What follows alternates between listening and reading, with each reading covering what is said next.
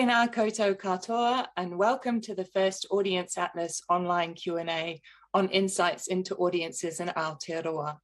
Ko Helen Khoey toku ingoa, and I'm the Senior Advisor for Audience Development and Capability Services and Initiatives at Creative New Zealand Toi Aotearoa. Firstly, happy International Women's Day if you're joining us from the Southern Hemisphere. I hope you're keeping well and managing at this difficult time. I'm beaming in from Mount Roskill in Tamaki Makaurau.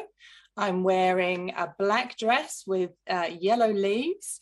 I have dark brown hair and blue eyes and black rimmed glasses, which hopefully don't create too much glare for you today. My pronouns are she, her. I'd like to start with a karakia, me karakia tātou. Whakataka te hau ki te uru. Whakataka te hau ki te tonga. Kia mā kina ki uta, kia mā taratara ki tai, e hi ake ana te atakura, he tio, he huka, he hauhu, ti hei, Māori ora. Today, we're really excited to be sharing some of the research insights from our latest Audience Atlas research, an overview of the key trends that we're seeing in audience behaviour in New Zealand from our 2020 Audience Atlas study. This session looks at the audience research in Audience Atlas Aotearoa more generally, but we'll also have a deep dive, Zui and Zono looking at Māori audiences and the market for Ngātoi Māori, and Pacifica audiences and the market for Pacific arts later this month. And also as part of the series, we'll provide an online Q&A on Asian audiences and the market for Asian arts, which we'll hopefully announce soon. There's lots of rich data for us to cover, and there will be time for pārtai. So please, if you have a question, do pop it in the chat box to the right of your screen, and we'll do our best to answer these either via chat or when we break in the middle at the end and at the end. Thank you to our interpreters from Platform Interpreting New Zealand who are joining us this morning. Also to say this live stream, apart from the breaks for questions, will be recorded and posted on our Facebook page after the event, so you can share with others or watch again. And we'll also make the PowerPoint presentation available. There's lots of data and slides that you might want to have a look at or share with others. So now to the Audience Atlas study itself. So whilst Audience Atlas studies have taken place across the globe, from Washington, DC to Sweden, New Zealand is actually the first country to invest in a regular series of studies, with Audience Atlas Aotearoa 2020, the 4th edition that Creative New Zealand has commissioned. This is part of Creative New Zealand's commitment to providing insights into audiences and markets, and it puts us in a unique position to be able to analyse the changes in audience behaviour and, of course, New Zealand more broadly. This study is something I'm incredibly passionate about. The trends we're seeing have informed our work at Creative New Zealand, both past and present, and I'm fortunate enough to have worked alongside many of these projects with co-founder and co-director of Morris Hargreaves McIntyre, Andrew McIntyre. They include the strategic change program Move On Up, which may or may not have had its own theme tune from Curtis Mayfield, to the 21st Century Arts Conference, which is now Nui Te Kōrero. It's wonderful to be sharing this space with Andrew and having the opportunity to talk to him today. And I'd also like to give special mention to Lydia Elliott and Joe Brehat from MHM's New Zealand team. Andrew is one of the leading authorities on audience motivations, behaviour and responses in the arts. He's worked with clients across the globe, and his work doesn't just focus on meaning, visitor engagement with and meaning making from museums and gallery collections. He also looks at curatorial and educational practice in the sector. He also doesn't just do theory. He's devised many widely used audience development techniques, such as Test Drive the Arts and Audience Builder. And he's actually no stranger to New Zealand. Before the pandemic, Aotearoa was often a second home for Andrew, and I know he hopes to be back here again soon. So Andrew, welcome to you all the way from Manchester in the UK on this Monday evening. Thank you very much, Helen. It's very nice to be here. So I'm a I'm calling in from yesterday. So I'm looking forward to a really interesting session. I'd like to start by telling you a little bit more about this Audience Atlas that we're going to be sharing with you. The study, as Helen said, is the fourth in a long series spanning over a decade, which really gives New Zealand the best data anywhere in the world. It's based on a study of 6,743 people who were kind enough to spend a long time answering all of our questions, and they are representative of the entire population of New Zealand aged over 16.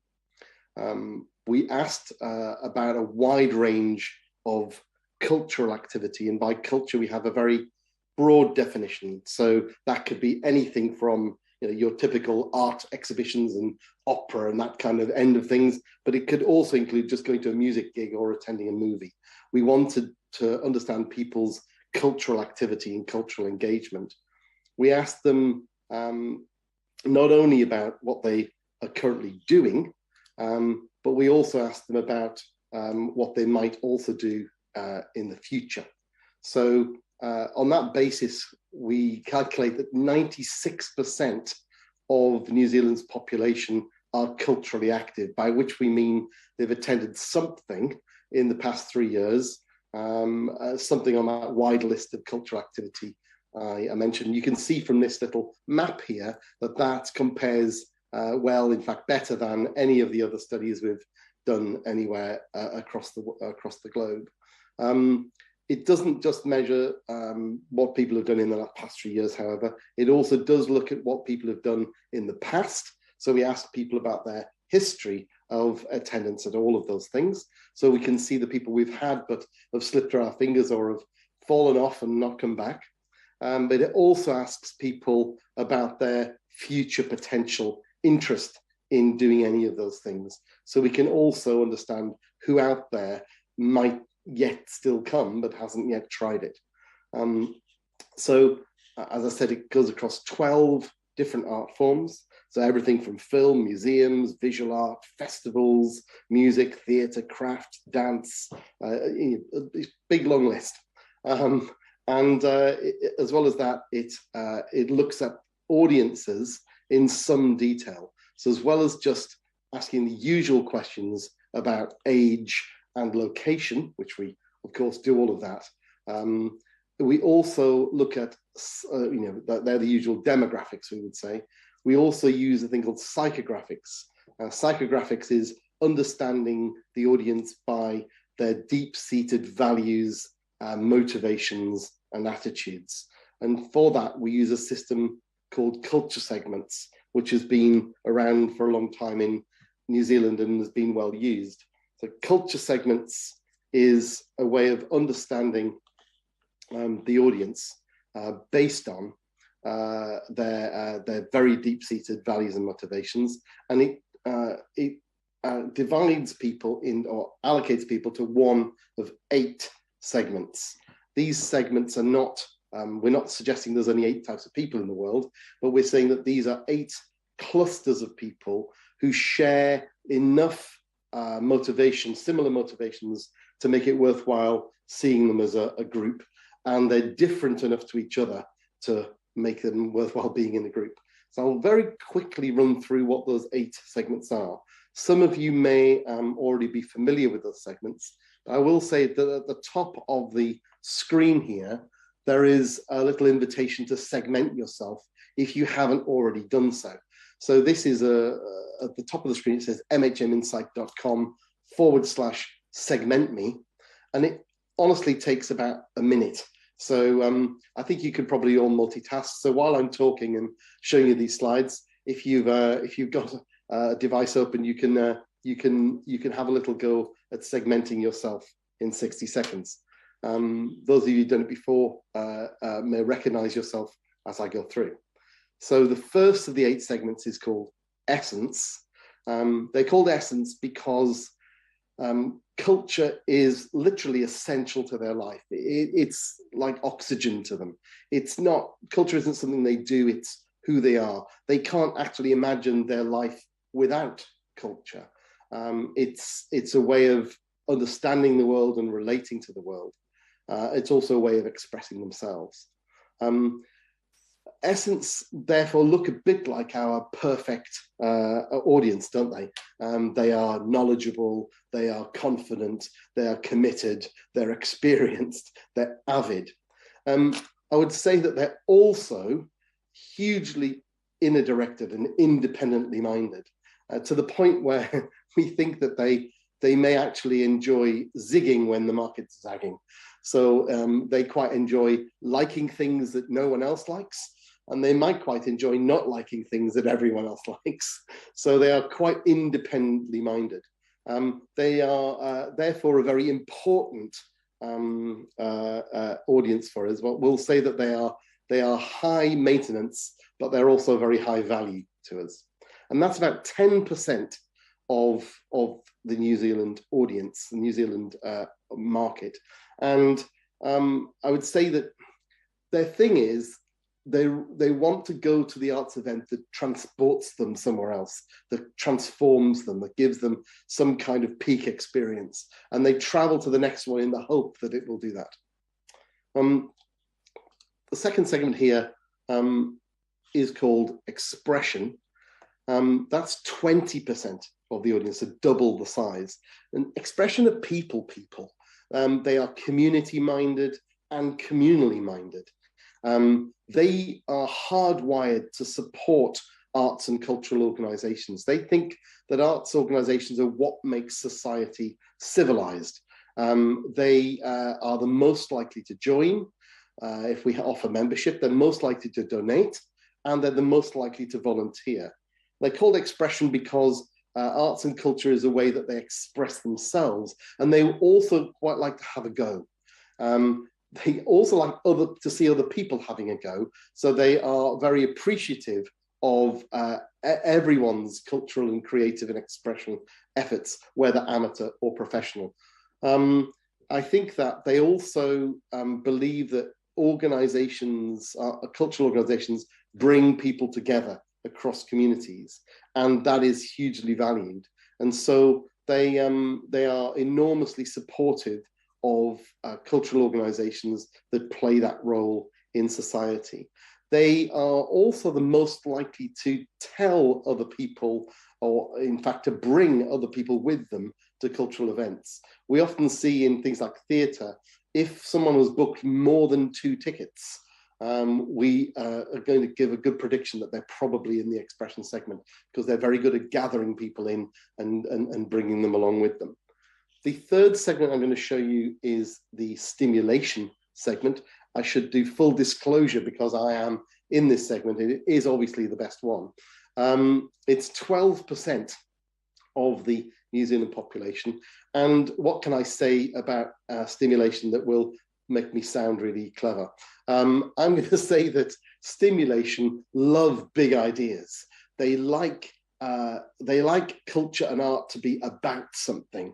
They like it to be inspired by something. They like it when you bring history or politics or art or things and collide them all together, or mash up 2 different things that don't normally go together, or it's visually stunning, or it's in an unusual location, or it's on the roof at midnight with fireworks. We want to be there at the beginning of something amazing, something special, something that's got a real wow factor to it.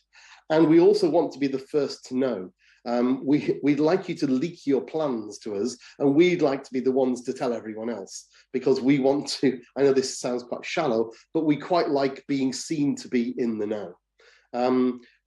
Nothing ever went viral online without stimulation support. Stimulation are the people who scour the internet, pick up the things that are new and tell everyone else about them. We are the engine for things going viral. So stimulation are quite fickle, because tomorrow night there'll be something more exciting somewhere else. So don't count on us coming week after week. You've got to keep exciting us. But actually, if you can attract our attention and you can make us think that you're doing something interesting and exciting, we can be enormously influential and enormously supportive of what you're doing. The fourth segment I'll bring up here is affirmation, 18% of the market. Affirmation have decided that culture makes their lives better, so they want to do more of it. And so they're constantly looking for opportunities to do more culture. The problem that they have is that they don't necessarily know everything about everything. So they are looking for some guidance, some recommendations, some reviews, some word of mouth about where's good to go. If I want to try this, where's the best place, or is this the right one to start with?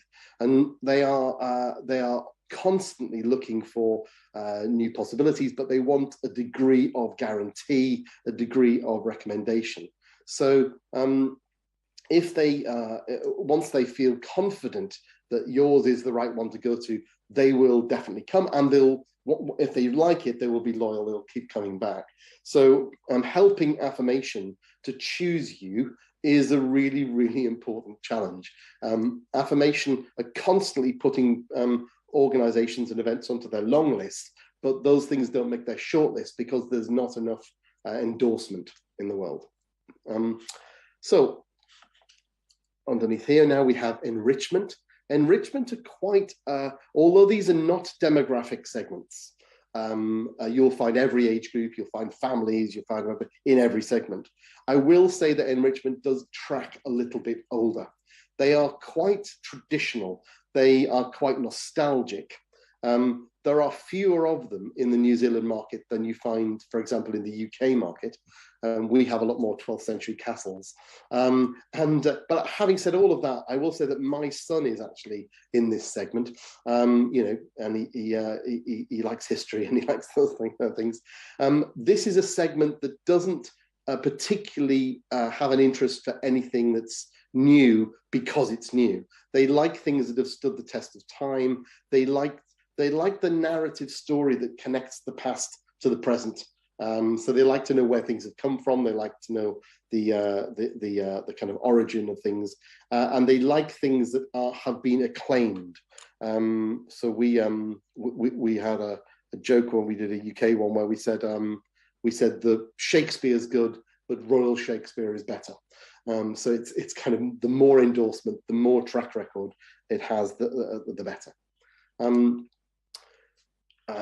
Perspective, 9% of the market, are the only segment here who doesn't think that they're missing out on something, that doesn't think that they've got to scour the world to find the next best thing.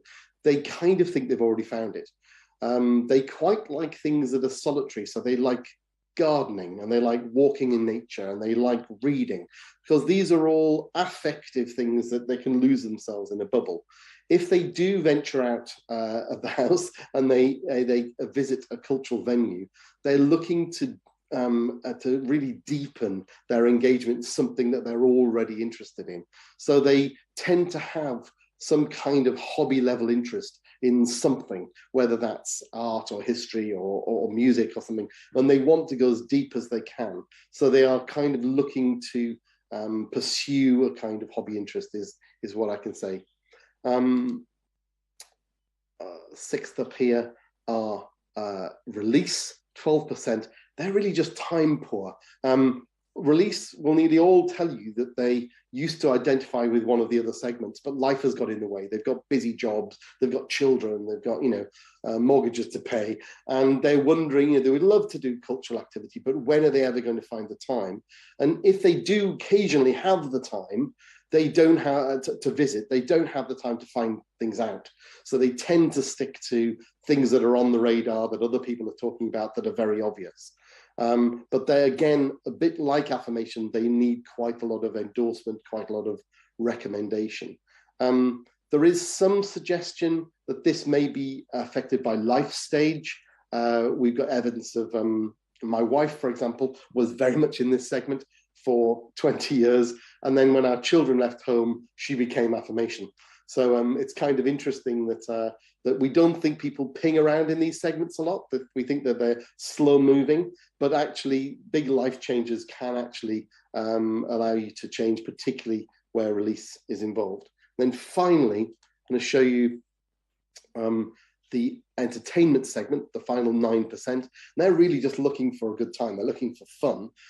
They don't really think of arts and culture as being a kind of separate category. They just see their definition is even wider than the one we've used. So anything that you can do with your leisure time outside the house is culture. They don't really have a category for art. So if you got an exhibition or a concert or whatever, it's just competing with going out for a meal or going to the swimming pool or going to the beach. It's just stuff you can do, and we have to compete on that basis, and it has to be fun. They don't want to have to make too much effort in order to get the reward that they're looking for. And so you may well have that kind of offer, or you may have that kind of offer sometimes. What I would just say before we move on is, let me tell you a little bit about their attitude to marketing, because this is crucial. Essence don't think that marketing is for them. They think it's for other people because they're already knowledgeable. Expression, they see marketing and it's got some information in it, but they don't really want to be marketed to. They want to be on the inside. And when they friend you on Facebook, they want to literally be your friend, and they want you to chat to them and tell them things about, and they want to be part of something bigger than themselves. A stimulation love marketing because they scour all marketing, and that's how they glean information. But they see it as a kind of art form in its own right. So if it's really clever or funny or beautiful, they'll Instagram it and share it with the world. And if it's absolutely terrible, they'll Instagram it and share it with the world, because they'll go, look how awful this is.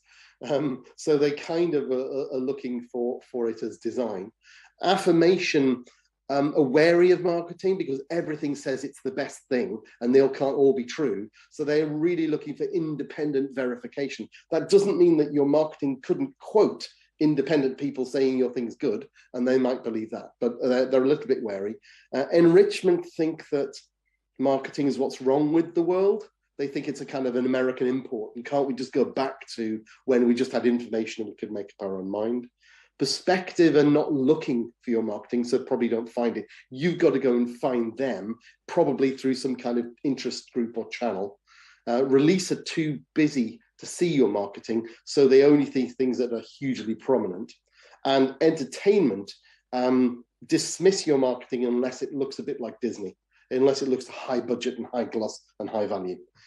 So the bad news is, most of these segments are not looking to marketing as the way to find things out. So we nearly all of them need a little bit more personal care and craft in order to connect with. So what I'd like to, the reason we've shared that with you is because this culture segment system is a lens through which we can understand all of the rest of the data. And I'd like to just show you two very quick slides to demonstrate that. So the first is this. This is engagement with culture online in the past 12 months. So this is asking people whether they've engaged. Now you'll see on the right-hand side, these little tiny bars on the right-hand side here are all age groups. So this is 16 to 24, all the way through to 65 plus. And they're all, they're all the same. These age groups are at the national average, 1 or 2% either way. You'll see that in the middle, we have Paki and European, we have Maori, and we have Pacific peoples, and there's a little bit more movement there. 6 and 4%. And then you'll see culture segments on the left-hand side, and you can see how that really splits out the groups that they're picking up. Entertainment are 13 points down on the average, whereas Essence are 10 points up on the average. So the culture segments is when you apply it to questions like this, like what arts activity you're doing online, it pings, it really pops, it shows big differences between types of people, because these are based on why people engage with culture in the first time, not their date of birth. We often say that Donald Trump and Mick Jagger I've got similar birthdays, but I don't see them hanging out together at the theatre. So, so really, your date of birth is not actually that useful a guide. And I'll just show you one more, which, if anything, is even more dramatic. Then this one is about whether you think arts and culture affects your personal well-being, which is a question a lot of people have been considering during during the pandemic. And you'll see similar situation on the right. Doesn't do much for age. In fact, the only real movement on age is over 65s are saying it doesn't do much. That might be through levels of consumption. Interestingly, the Pacific peoples have a very strong view on that. 8% think it 8% above the average. But if you look at the culture segments, this is an incredible pattern, is that at essence, there are 22 points above the average for saying that culture has a positive effect on their personal well-being. Whereas all the way through to entertainment, which has 28 points below the average. They just don't see it as playing that role in their lives. And so that's the reason we're using this. And when we apply this to other data across the study, it really pops. So I'm going to just pause there briefly, Helen, and I'm going to have a drink of water. Thanks so much, Andrew. This is really interesting and great. I know we've got a few case studies of how organisations are using culture segments towards the end of the presentation, so really looking forward to those.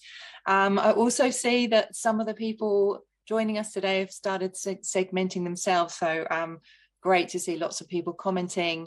My culture segment is release, or it was. I need to do it again and find out if I've changed, because obviously that's quite, as you say, life stage based. So yeah, interesting to be able to see if that's changed or if I'm still busy and hands full type person. And yeah, in terms of arts audiences right now, I just two things I wanted to say. Firstly, can you just give us a bit more of a description on, when you're talking about culture, what exactly are you meaning? We obviously reference culture a lot through this study, so can you tell us what we mean by culture? Yeah, I've tried to kind of hint it at the beginning. We don't mean highly subsidized high art. You know, we're not just talking about opera and ballet and classical music, although we do include all of those, and all of those are important. We really mean the role that in people's lives of things like music, things like film, of things like people go out socially to engage in things that entertain and distract and occupy and delight them as part of their leisure time, and that have some kind of artistic or cultural element to them. So, you know, not necessarily going to the beach, but you know, it could be going to hear music, or going to, or it could be participation. It could be singing in a choir. It could be anything. So we have a very wide. You don't have to. It doesn't have to be paid for. It doesn't have to be ticketed. It doesn't have to be inside a building necessarily. But it does have to have a cultural element to it. But we want to have a very wide definition.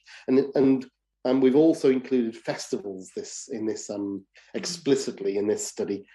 We've added that from previous studies because that's a huge growth area, and it's also where a large number of people dabble, I suppose, come across cultural forms, you know, and are able to have a go and try things out. Festivals are wonderful for experimenting. And presumably expression would really like festivals, as it's quite a kind of communal coming together experience. So yeah, it's I used to say that expression was group hug, but you can't really say that in the pandemic, can you? So it's kind of virtual socially distanced. Socially distanced group hug, yeah. So but yeah, anything that brings the community together, expression, are just going to absolutely love that. It's like being together with others, that shared experience. Yeah. That actually brings us on nicely, talking of socially distancing, to the next section. And I think obviously it's really important that we have a look now at arts audiences in the context of COVID. And I know that you've got a few things to share with us. It's obviously had a major impact both here in New Zealand and overseas. And can you tell us, based on your work with organisations, how this has actually affected audiences, their attitudes towards the arts and towards arts and culture, and their appetite for engagement? Sure. Well, we've done quite a lot of studies right across the world on the impact, and obviously each country has had its own pattern of this, and each country's had its own things. And for the vast majority of the last 2 years, everyone else we've worked with, everyone else in the world, just wanted to be in New Zealand. We've been very jealous, but of course, more recently, you've had some of what been experiencing, some of what we've been having for previously. I would say that there's obviously been a profound and sometimes traumatic impact on organisations and on individual practitioners, and that's been particularly hard. And we've seen, very interesting, the role of government and funders and donors helping and supporting organisations and practitioners through the period. And it's interesting how that has tapped into a sense that were we to lose any of our cultural organisations, or were they to be impaired or curtailed by this, that would be some kind of tragedy for society. And it's amazing, we think, the outpouring of support that organisations have had. But it's very uneven. We've seen organisations of different scales and sizes put out appeals, for example, for money, and getting the most extraordinary responses from audiences, often audiences who aren't even regular visitors to those places or to those companies. We've seen that happening in pretty much every country. And they're the organisations that have put down deep audience roots, the ones that have engaged people emotionally, that have moved people, that have had dialogue with their audiences over a number of years. And those deep roots have enabled them to weather this kind of a storm. But we've seen other organisations who are, let's say, more transactional, that are more just trying to sell tickets to their events, and not particularly cultivating relationships with their audiences. They're not building dialogue. They're literally, if they have a database, they're just using it to flog tickets to people. Those organisations have relied almost exclusively on government support, whether that's for to keep jobs or to be bailed out, because they don't have this kind of they haven't built community around their institutions. And so if there's one huge thing we've found, is that organisations that have built community around their institutions are the ones that have done well and survived through. Now, it's not just that they've managed to survive. It's interesting is that there has been somewhat of an outpouring of support for cultural organisations. Now, when we did this study, which is a year ago, New Zealand was not having the same kind of, suffering the same kind of challenges as some of the other countries in the world. But I'd like to show you that this little grid here, if you have a look across the bottom here, it's the importance of arts and culture pre-COVID. So from the left, not at all important to me, to the right, which is very important to me. And then what we've asked this other question is how important is engaging with arts and culture to you now compared to before COVID-19? And so we've asked people whether it's more important, unchanged, or less important. Now, you ought to remember that this was done a year ago, where you had some restrictions, but not that much. And already we've got 14% of people saying that it's far more important to them now than before. What we realize is that the 9% of people who say it's less important are often those who were most affected. So were potentially very frightened, and potentially were sheltering from the effects of COVID, or maybe very vulnerable to the effects of COVID. But already in New Zealand, you're finding that you've got this uptick of 14%. Where we've done that in other countries subsequently, and also in places that have had were in deeper lockdown than you were at this point, we've got those numbers well over 20% now. And we haven't got data for New Zealand in the intervening 12 months, but we suspect that yours, particularly recently, will have gone up and up. Now, the pattern is the same in every country we've looked at this at. So we haven't got the exact data for New Zealand, but we have no reason to believe it would be any different, which is that outpouring of support is in particular segments, expression particularly, for example.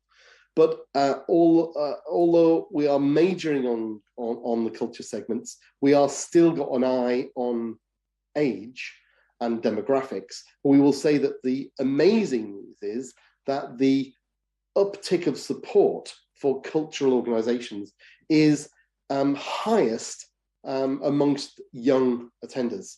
And under 35s are higher than those over 35, but under 25s has the highest increase in importance for arts and culture, and not just importance, but a sense of wanting to connect. And so we've seen organisations elsewhere really try to act on that affinity. We saw an organisation that started offering free membership and mopped up large numbers of new young audiences. So whatever it is you think you can do, I'm going to say that there is likely to be a very strong driver amongst younger potential audiences to want to connect with your institutions. And we don't know how long that window will open. Is this a permanent new shift, or is this going to go back to where it was in 6 months' time? But we've definitely seen this as a phenomenon everywhere. So the pandemic has had at this point, a year ago, had a slight impact on the importance of people. And we think that that's only likely to have grown. But the other big thing about the pandemic has been the idea of people's well-being and mental health. A lot of people have been thinking about their balance in life and what they're doing. And we'd like to really share this with you, is the proportions of people who we've just shown you that tend to agree and strongly agree and disagree with the idea that engaging with arts and culture in the top row has a positive effect on my personal well-being. So there's 50% of the audience there are strongly or agreeing or strongly agreeing with that as a phrase, which is quite phenomenal. And then a similar number, 49%, agree that it enriches their lives. And rather small numbers of people who disagree. We use this thing called net score, which is you subtract the disagree from the agree, and you're getting these really high scores here of plus 37, plus 34 for how much more people agree with it than disagree with it.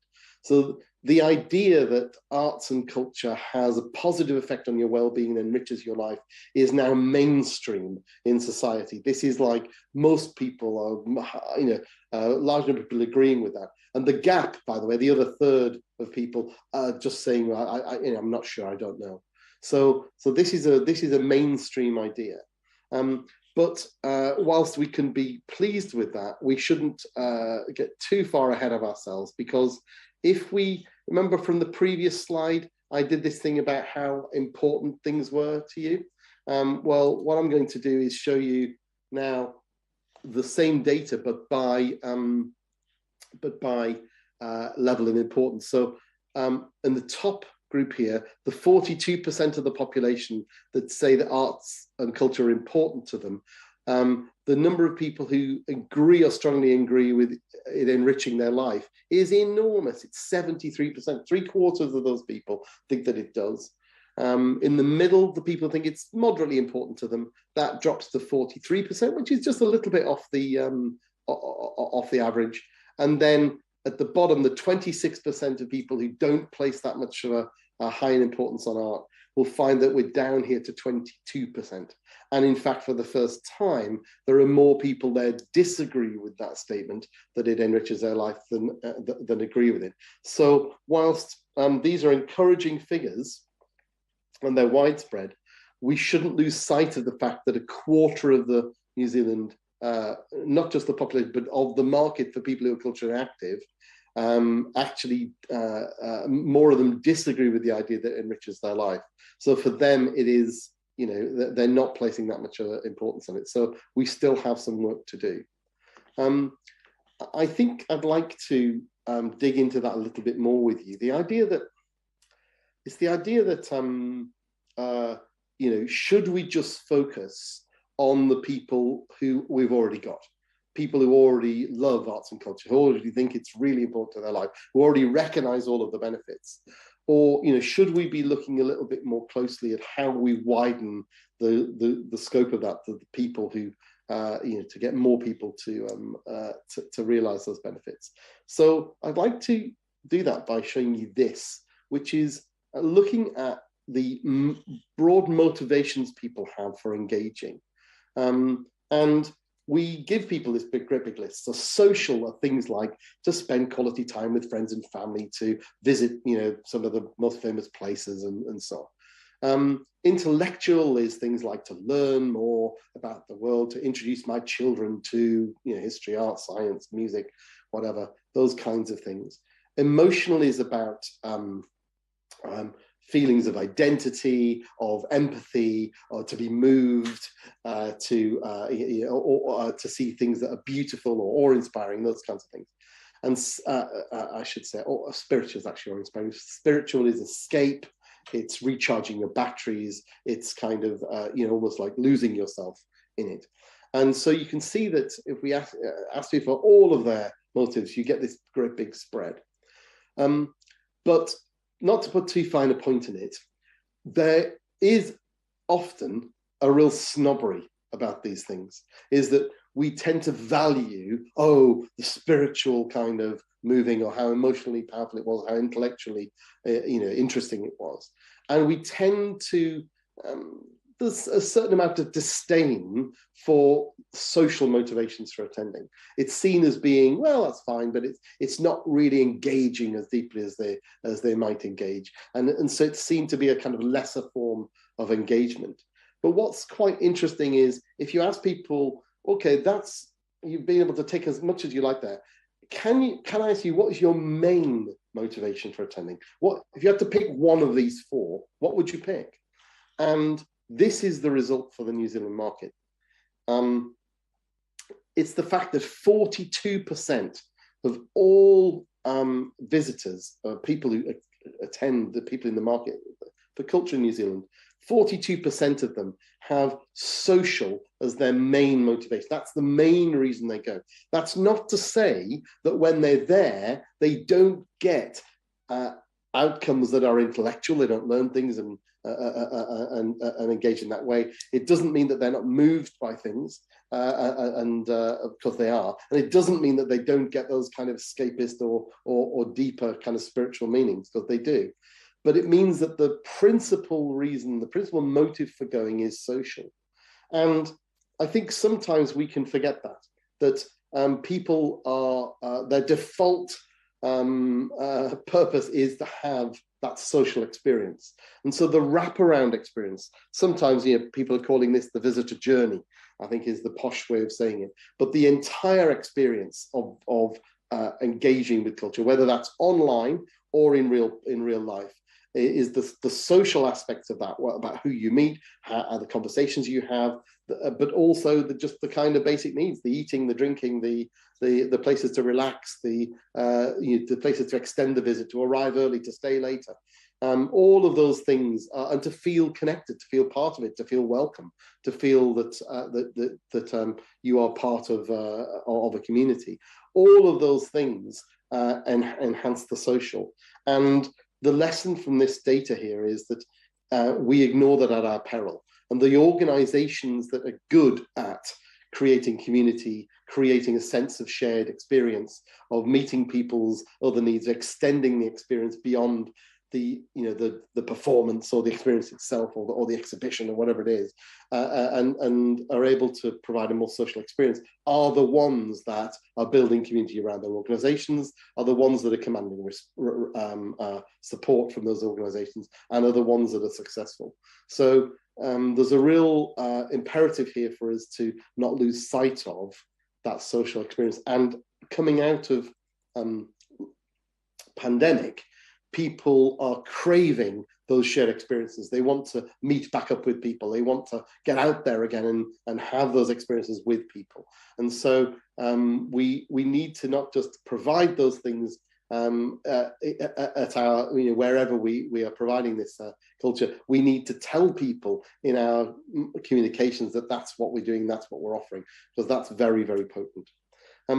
There's one other thing that I would like to show you, which is we asked people about access to culture. We asked them this interesting question. We said, was there an occasion you wanted to attend an arts, cultural, or heritage organization or event, and something actually prevented you from doing it?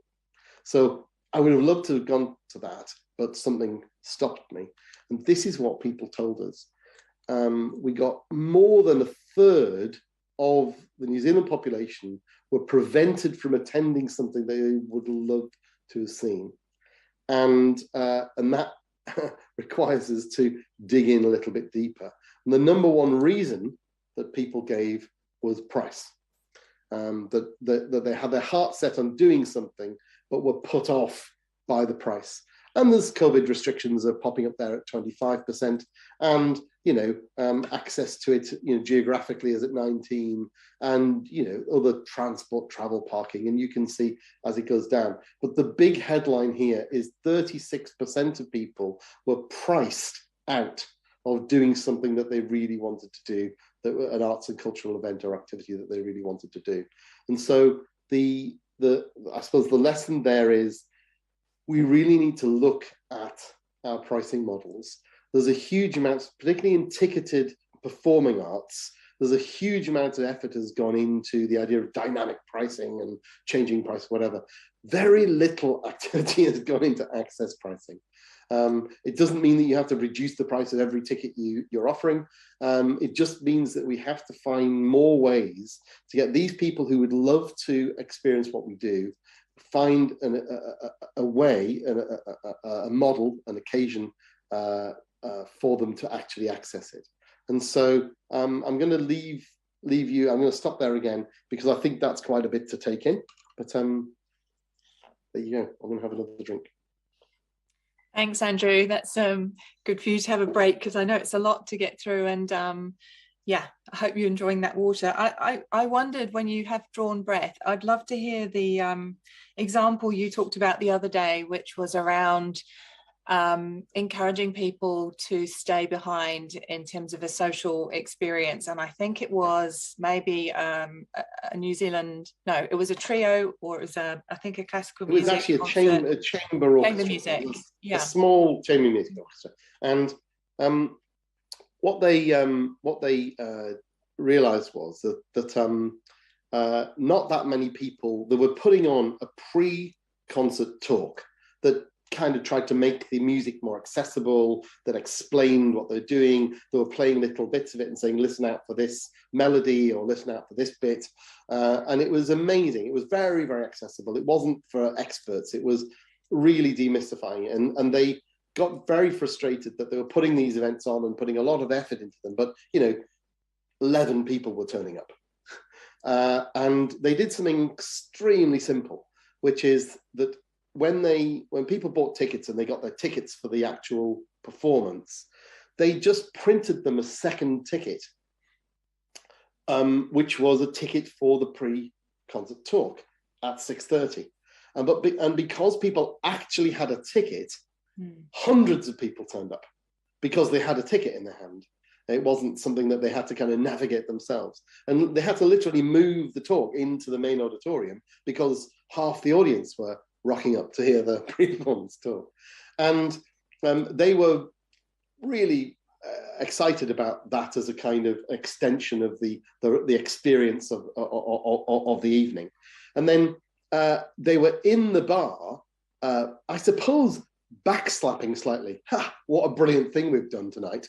And they realized that also in the bar were, 15 or 20 audience members hanging out in the bar. And so they got chatting to these audience members and said, oh, did you come to the talk? Whatever. And they said, so how come you're hanging out in the bar? And they said, well, if you hang out in the bar, after about half an hour, some of the musicians come out and then you would get to meet them. And that's like as thrilling as the concert. And so somebody there just had a little light bulb idea. And for the next concert, people got 3 tickets. They got the ticket for the pre-performance talk, they got the ticket for the performance itself, and they got the ticket for the after party in the bar. And because they'd given everyone a ticket to the after party in the bar, half the audience came to the bar afterwards, and the musicians came out and met everybody. And so what they've done with 2 bits of paper for 10 cents each have managed to extend the evening front and back and create this sense of community and shared experience around what they do. Brilliant. Unfortunately, we're not able to gather in bars at the moment, not very, unless it's less than 100. So that day will I think come. that's definitely one for the back pocket for another day. And I just wanted to talk a little bit about the next big issue for the arts, and that's digital. I know that the survey this time, we actually digged a bit more in terms of the respondents, the number of respondents who identified as deaf or disabled. And we wanted to kind of find out a bit more about disabled audiences and the market for art by disabled people. We've done quite a bit, particularly in this research around accessibility. So we're producing a plain English snapshot and also working to get an easy read version out there. All of this kind of points to accessibility, and obviously digital has been a massive opportunity for us in the arts in terms of accessibility to increase engagement. So I just wondered if we could go on to the next section, because I know there'll be lots of people interested in this part. Sure, this is something close to my heart. The 13% of the New Zealand population told us that they had a lived experience of disability that affected their engagement with culture. My sister is disabled, and during the very severe lockdown in the UK, she's had a fantastic experience of engaging with culture online. And her biggest fear is that as the UK moves out of those restrictions, that her access will contract and disappear again. And you know, it's interesting just how much of a difference that's made. So it's interesting that in the year before we did this study, fewer than 1 in 5 were engaging with the arts online. There was when we were looking at this year on year on year, there had been a small increase, a small uptick. Every time we've done this study, the number of people engaging online has increased. So I think, let's say that there is let's call it a natural adoption curve. Every 3 years, we find that more people are doing it than they did it before. So over the past decade, this curve has been rising and rising and rising, and New Zealand is no different to anywhere else. That people are doing it more. There's more provision online, and more people are looking online for this kind of content. I think all that's happened during COVID is that not so much that there's been some kind of fundamental revolution, but it's more that we've pushed people along this curve a little bit more quickly. We've maybe done, 3 years worth of adoption in a year, So we're just accelerating people along this line. But it's interesting if you look at the number of people who say that they've done it, 18% here.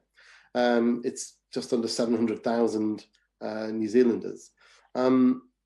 Is that there's 1.4 million, 35% say that they would be interested in doing it. So this is a market that is about, could really, really significantly grow.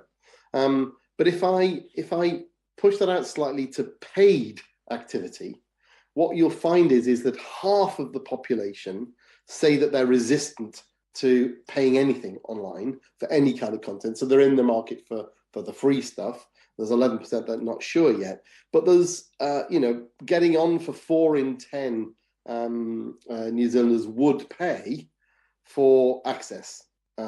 There's not that many have done it, 8%, but there's a number that say that they would do it. But what this means, and we've done this in a number of other studies, is to say that you can get away, and certainly a lot of people did during COVID, with just raiding your archive and shoving a lot of stuff online. And that's appreciated by people who like rummaging around in your archive material. But the real engagement has come for work that is designed and devised deliberately to be online. So either work that is only online or work that has very much an online dimension to it. And that's where the highest levels of engagement have been. It's not people poking about in your back catalogue as much as people feeling engaged and involved. And we talked about the expression segment earlier and liking it being at festivals. The sense of being at a live event or the sense of being part of something that is happening online is fundamentally different than people being access to something on demand.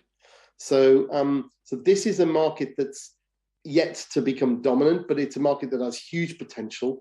It's been growing, every time we've done this study, it's grown. It's pushed along a little bit faster in the pandemic, but there's still plenty of potential. But in order to realize that potential, we need proactive digital strategies. We can't just hope that the market will keep growing for what we're already doing. We have to actually build digital into our programming. I think that's what I would say. In terms of the segments that we showed you earlier, how have they fared with digital in lockdown? Well, this is really interesting. So for Essence, you may remember or may not remember earlier, they had the biggest single, I think it was 10 percentage points above the average for usage of digital. That's partly driven by COVID, but it's because they are the most avid arts attenders. And so anything they can get their hands on, they'll hoover up, particularly during COVID when they can't get the real thing. They were the biggest users of anything online. However, if you ask a different question, which is, did you like it? They actually come quite a long way down, because for them, they'll take it rather than nothing, because remember, it's like oxygen to them.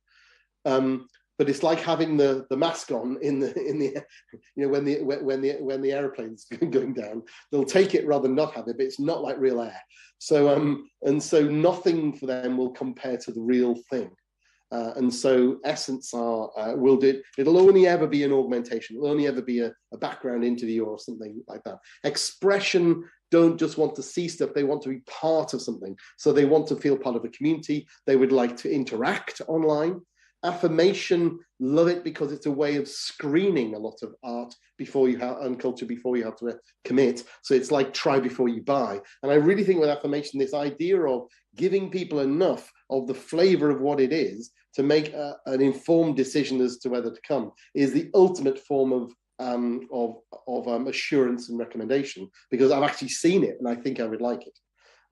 Enrichment just don't get on with this at all. Partly that's a generational thing, but also partly they tuned into things like whole concerts, but treated it as almost like finding an obscure cable TV channel. It's apparently you can tune in online and see a play.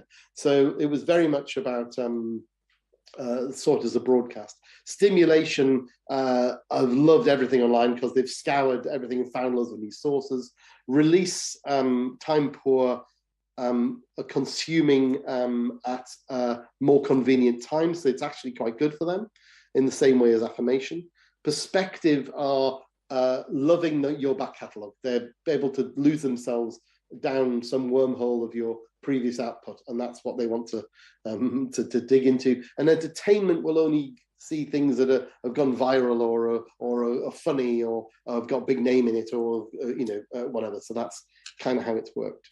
Can I move on just a little bit? I know we're thinking about time, but I just want to end on a couple of things that are really important.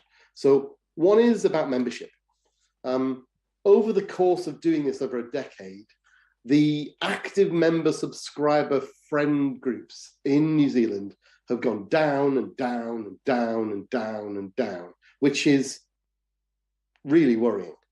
However, if you ask people whether they're interested in connecting with arts organizations or that kind of level of affinity or joining or whatever, it's never been higher. So we've literally got unprecedented number of people wanting to connect with cultural organisations and fewer people doing it than ever before, which tells us that our models are wrong. That if you actually look at this, the number of people who would potentially engage is huge compared to the number of people who are actually engaging, which suggests that our membership and subscription offers are not what they should be. And we're sticking with old-fashioned, outdated subscriber models and membership models that are based on exclusivity and transactional reward. If you actually ask people what they want, what you're finding is all these more flexible models, pay as you go, horizontal subscriptions, flexibility, a range of packages that you can get,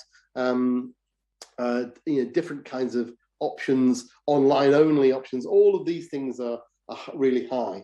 We've seen elsewhere all kinds of other flexible memberships, free memberships, memberships that are counterintuitive. We've seen one venue recently where they set their membership, this is a museum, but they set their membership rate below the cost of a single day ticket, and swept lots of people into membership, recurring membership. So there's all kinds of new things needed here, and you need to do that before that graph goes down and down and down next time. I'd just like to also a quick shout out to the idea of volunteering. There's an incredible number of people would be interested in volunteering. That's steady and ticked up. 1.4 million people like the idea of volunteering in some capacity for arts and cultural organizations. It's the equivalent, when you're looking at how much they would do, it's the equivalent of 7,000 full-time employees in the sector. So it's not trivial. But it's interesting because younger people, for example, want to volunteer online. They want to do online things for you, and so you've got to think of some online things they can do for you. But they also want to do things like project things, like I'll volunteer for 6 weeks to do something. I don't want to work every Tuesday for you for the rest of my life. So there's a lot of possibilities there. And I'm just going to end by saying this, is that there's a lot of ways in which you can use this data. You can find out about the size of the market for your art form in your region. And we do break New Zealand down into very small regions. You can find out how many people from this study are currently attending. So you can work out your penetration into that market. How are you doing in that market? You can work out who is in that market, which segments that you have got and you haven't got. You can look at how your comparator organizations are doing in the market. So you can see whether they are ahead of you or not doing as well as you. But there are other ways in which you can use this. You can use the insights here to design different kinds of, we were talking before about social, upping the social content of your offer. But there's also things you can do here around membership, around making membership less transactional and more about driven by common cause, by building community around your institutions rather than just trying to sell tickets to people. The study itself has a huge amount of data into it. And if you haven't downloaded it, I think, could we have the slide that has the download on, please? That just tells you where you can get this, hold of this study if you haven't already got it. It's the one with the big band across the middle. But I'm going to hand, thank you very much. But I'm going to hand back to Helen now and just to see where we are. Thanks, Andrew. I know we've got a few questions that have been asked by various attendees and participants, so I'd love to get to those so we have enough time. We do have up until 11 o'clock today, so we've got another about 30 minutes, so plenty of time for discussion, and just really interesting to see what the opportunities are for the sector that are coming through, particularly around building community and access pricing, and I guess, you know, the appetite as well to even access content online. It's been super interesting to help inform our mahi and how we actually work together. So if it's all right with you, the first question is from Thomas LaHood. Actually, he's responding to what you were talking about earlier in terms of that kind of visitor journey. So, so he said, it's weird to think of a spiritual motivation as a desire for escape. Do you want to comment on that? Okay. It's actually several, it's a basket, Thomas, I put in with several different things. So one of them, people talk about escaping and recharging their batteries. It's a kind of stepping out of the world into some kind of oasis, little place where you can it's I suppose possibly like meditation or something, you know, where you really feel that you've left the worries of the world behind you and you have escaped in that sense. But it can also be equally spiritual, could be creativity. It could be something that inspires you or sparks your own creativity. So if you're having a creative response to what you're saying, that could also be at that level. I suppose the best way to say it would be something like self-actualization. It's being the best version of yourself. Like it's taking you somewhere that is transformational in some way. I think that's what we kind of mean by spiritual. It's a kind of peak experience that takes you out of yourself. Someone described it as lose yourself, find yourself, and I think that's I suppose the meaning of escape. Thank you. So the other question comes from Cap Glass. She'd be particularly interested in hearing about general audience attendance at works about, by, and for people with disabilities. So for example, is a show by a mixed ability dance company being attended widely by all demographics, or is the audience quite specifically narrowed to others with disabilities? Can the research tell us that?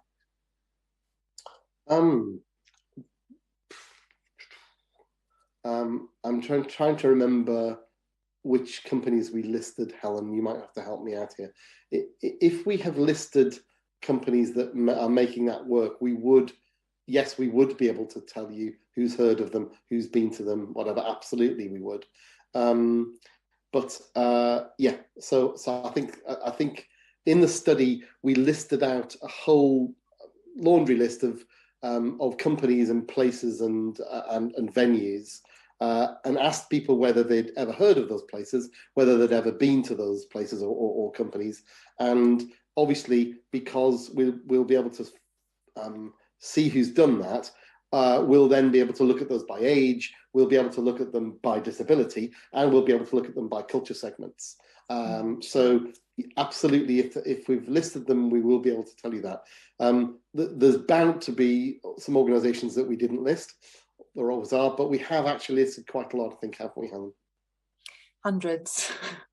Hundreds of organisations, I think, have been included. So. And it's important to say that individual organisations can get that level of data from this study. So you can dig right in to the data. So we've very much shown you a kind of top line of some of the big issues that have come out, but you can literally drill down by organisation, in New Plymouth and find out what's going on there. You can really dig down. And Kat, we'd be happy to get back to you with some more information if you can contact us, and our details will be at the end of the presentation. So really happy to follow up with you on that one. So the next question is from Jeremy Mail. He's asked, what is considered arts online in the context of this survey? And also another question, if cinema is included in other data, does Netflix streaming services count in this? And also, what about art content specifically created for YouTube? So it's more around the kind of questions around arts online and what we kind of consider to be arts content. Yes, very good questions. I think that I think I'm right in saying that we allowed people to self-identify with that. So we asked people whether they had engaged with or consumed arts and culture online in the past 12 months. And so because we have in previous questions on the study asked about film, for example, and music and other things, then I think that that would set the ground for the range of cultural activity that we're talking about. So I think that the answer is yes, it would include those things, but I think I would say that maybe not all of the respondents in the study would necessarily use that as their own definition. But yes, it would very much include those things. I also think that I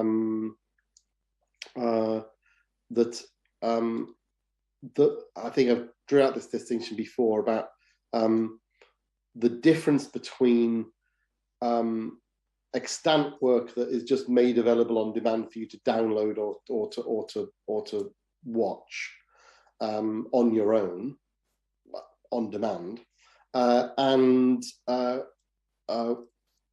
work that was happening in real time that people could make an appointment to join in with. But I'd even go one step further and then say work online where you don't just have the sense that other people are probably doing what you're doing at the same time, but that actually you can meet and see and hear from and converse with those people. That's actually and you know, and there are lots of other nuanced examples in between. But as you move along that continuum, the level of engagement just skyrockets, and by far the most successful online engagement has been with things where there's a sense of community. And I know, so I mentioned my sister earlier, that's what she's fearing losing. She's fearing losing that sense of community. So kind of virtual foyers, places to kind of gather before and after, and, you know, during intervals. Comments, somewhere to put comments and read other people's comments, and, you know, and to have the sense that we're all doing this together virtually. It's just a sense of human connection.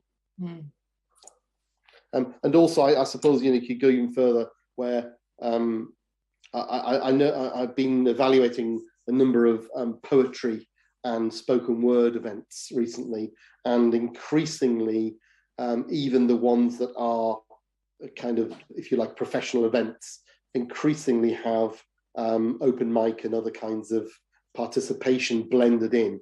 And I'm finding that one of the most successful things we've evaluated is people setting up sites that just tell everyone where all of these communal events are happening online. So a kind of online what's on for online participatory events, and the attendance at some of those literature spoken word things is, I'm going to say, it's like quadrupled in the last 2 years. So this is huge growth that we've not seen before, and it's simply because there's an audience there that was invisible, and now they're not invisible. That's excellent. There's a question from Marie-Anne Selkirk, and she's wanting to know, is the volunteering contribution to the sector a New Zealand figure? I do believe it is. Yes, it absolutely is. It is also one of the largest we've seen anywhere in the world. I think that's... and would you say that that's linked to our general population having a higher proportion of expression, potentially? Yes, yes and no. Yes, right. Because expression are the most likely to want to join in that way. It's interesting. If I tell you about two other places in the world that have similarly high levels of expression, one would be California, and they do have high levels of volunteering, but not as high as you. And the other one is Sweden, which has like ridiculous levels of expression, but oddly, really, really low levels of volunteering, because they have such a strong state that everything is run by the state from cradle to grave. And so volunteering is just not common, and at best, and at worst is seen as taking jobs away from people. So so it's partly your expression thing, but I think it's also partly your culture. I think it's partly your national culture, and a sense of community that a lot of other countries don't share. It is absolutely a New Zealand thing. There was I only showed you that slide very briefly. I don't know if it's possible, Edward, to bring that slide back. The opportunity to develop and diversify volunteering, because it might be worth a little bit of a closer look at it. This is, I think there's 1.4 million people in the culture market who say that they've ever volunteered or are open to do so. And the ideal number of hours that volunteers, sorry, it's not that one, it's the it's two before that. Oh, I can control that, can't I? Oh, that's it, yeah, thank you. Is that we asked them how much volunteering they would like to do, and the average is 8.3 hours a month.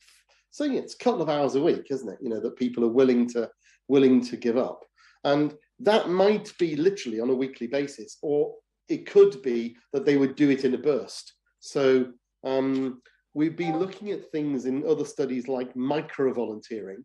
You know, the old-fashioned volunteering was, you know, you retire and then you volunteer 2 days a week with an organization. You know, there is still that still exists. But this idea of micro-volunteering, which is, I don't have time to volunteer regularly, but I'll register as a potential volunteer, and then you might put up on whatever little portal site we have here, we need 8 people to do this for the next 5 weeks.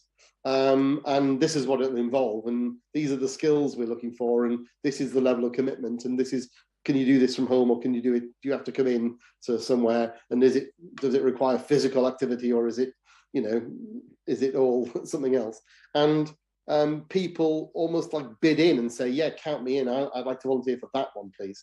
And so particularly the middle-aged, busy audiences will quite like the project stuff, but younger audiences particularly love that kind of micro-volunteering, doing things on, I do stuff online for you, what do you want me to do? And most organizations are scratching their head thinking, what on earth could we ask them to do online? But you could potentially, deputize seriously large numbers of people as a kind of para-marketing organization online for you. And an army of these people working for you online would have a pretty big impact.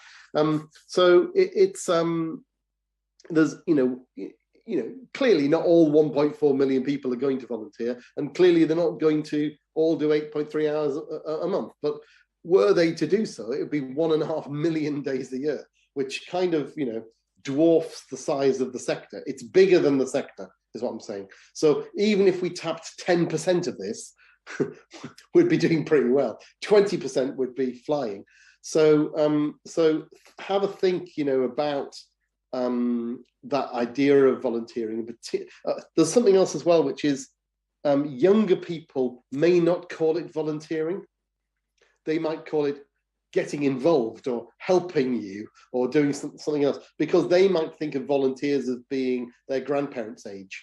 So the idea of giving people opportunities to participate, and you also might want to think of this as a continuum of not just doing back office things for you for free, but potentially it being like a form of co-creation, of them bringing their social groups to you. They might be almost like ambassadors for you, for example. So the difference between being a volunteer and being an ambassador, it might be nothing. The difference between being a volunteer and being somebody influencing on your behalf online might be nothing. So I think you need to think of this very broadly and quite creatively. If that helps. Thanks, Andrew. There's a couple more questions I'd like to get to if we can before the end, Yeah. to make the most of this session. It's really awesome to hear your different examples of how this can be applied as well. So there's a couple of questions related to price and access. So there's one from Carla Russell. She said, you mentioned that price was the main reason what prevented people from attending something. Does the study show what people feel is a good price point or value for money? And related to this is from Rachel Chapman, who says, do you have any examples of accessible pricing models if price is a barrier for so many? Yeah. I know that the study didn't actually kind of test price points in terms of appetite, so we didn't go into that kind of detail, but do you have any views on that in terms of pricing and sure. Accessible pricing models? Yeah, so the question we asked, sometimes people ask a very poorly worded question, which is they ask, which of the following is the main reason why you don't go to arts and culture more often? And they have price and time and whatever. And of course, people just take that. But I think that's a bit like being rung by the gym saying, what's your main reason for not having come to the gym? And you're just going to, and giving you a list and you go, yeah, I didn't have enough time. You know? So I think rather than, we call that the excuse question, you know, which excuse would you like to give? So we don't ask that question. We very clearly ask it a different way, which is, in the past 12 months, can you think of an actual event or activity that you or place that you wanted to go and something prevented you from doing so? And 2/3 of people say, no, I can't think of any one of those. So we, thank you, next question. And for the 1/3 of the people that said, yeah, I can think of one, we say, right. And so what was it that actually prevented you? And it's only for 1/3, we should be clear that it's only for 1/3 of those that said it was price. So the study isn't able to pinpoint prices for individual events, because even if you took the same event, the same title of, let's say it's a play, if it was on at the St. James's Theatre in Wellington, that by a particular company, that would command a different price than if it was on in a community hall on the North Shore in Auckland. So pricing is specific to the event, the company, the place, whatever. So it's too specific. But obviously, it is possible for individual companies to probe into their own pricing. It is worth always looking at comparator pricing. So looking at lots of other things that you think might be comparable to yours. It doesn't have to be the same thing. It doesn't even have to be the same art form necessarily. But so looking at like, what are other people charging? Where does our price fit in comparison to a whole load of other offers? I think it's also worth saying, although I'm about to say why price is a barrier, is that generally speaking, it's not always that price is the barrier, but value, but perception of value. So you could be charging $10 and somebody will think that's expensive because they don't think your event is going to deliver $10 worth of value, but they'll go and spend $20 on something else down the road. So it's not that I don't have the cash, it's you haven't made this appear valuable enough for me to do this. But there are definitely lots of people who are feeling priced out. And for those, there are lots of different access pricing. So some of the headline grabbing ones are the pay what you can or pay what you want or pay what you think it's worth. Or there are different versions of this. The one I would point you to that's grabbing most of the international headlines is Battersea Arts Centre in London.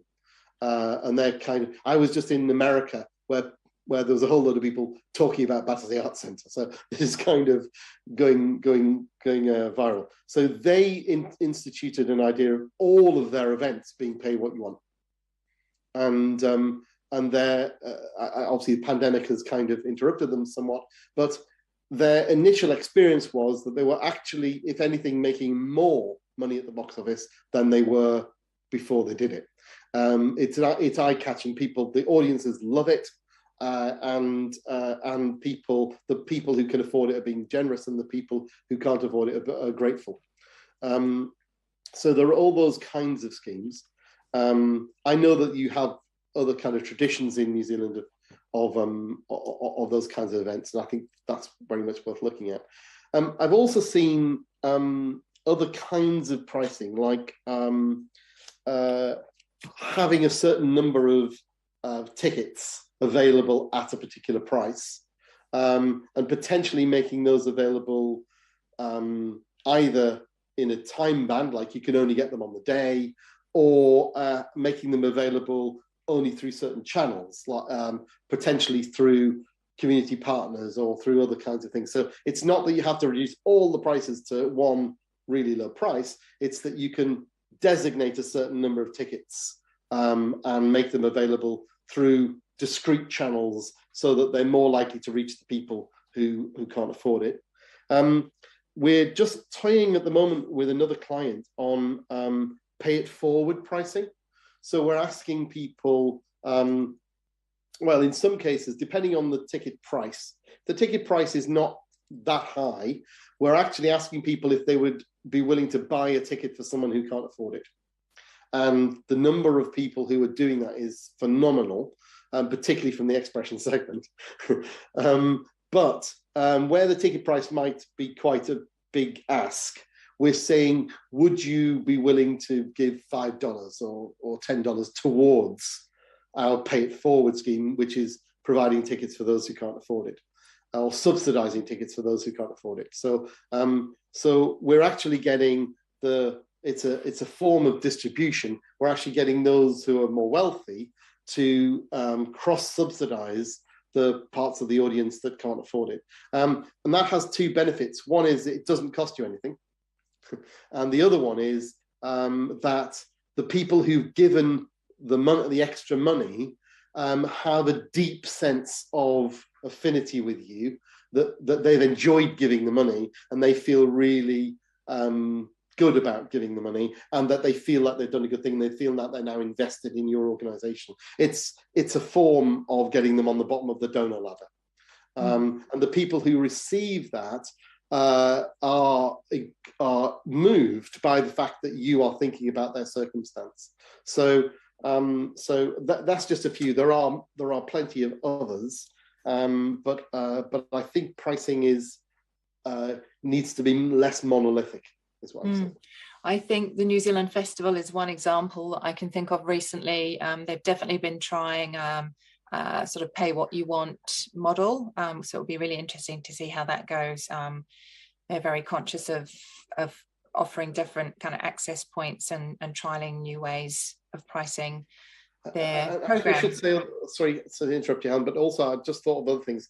In where you have a long run of something, or it's an exhibition or whatever, we've also seen time-based pricing, like we've got one free night, or it's free on this Sunday, and targeting that at very particular kinds of communities, or advertising it in a particular way. Or, we've seen things like, if it's a paid exhibition, that it's free after 3:30, it's, and so people who literally would love to see it but can't afford it can come and see it at a particular point in time. So I think there are lots of ways of doing that. Thanks, Andrew. We're almost at time, and I'd love to get to these other questions, but I think we might just have to leave it there. And we will get back to those of you who would like to post your email or provide us your contact details and get in touch. We'll definitely be keen to answer the further questions that were posted in the chat. There's been lots of comments, which is brilliant. So yeah, I just want to say that if you enjoyed today's session and you're keen to know more, we are actually offering a further Zui on the 15th of March. We'll be taking a deep dive into Māori audiences and the market for Ngātoi Māori. And then on the 22nd of March, we'll be shining a light on our Pasifika communities. So you can sign up to these events on YouTube and Facebook pages, and we'd love to see you there. We would also love to hear your feedback on what you thought of today's session and whether it's helped you further in terms of thinking about audiences and in the context of your own practice and work.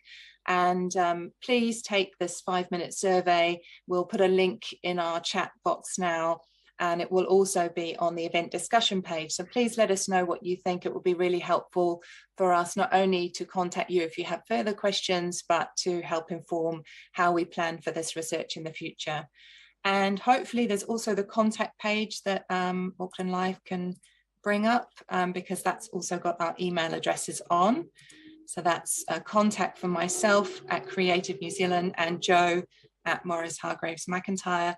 I'd like to say a huge ngā mihi nui to you, Andrew. It's been fantastic to spend the last 90 minutes with you, and thanks to Auckland Live for partnering with Creative New Zealand again, and to our wonderful platform Interpreting New Zealand for signing quite complex and dense material today. Bravo to you. And special thanks to all of you for attending. Thank you for your attention.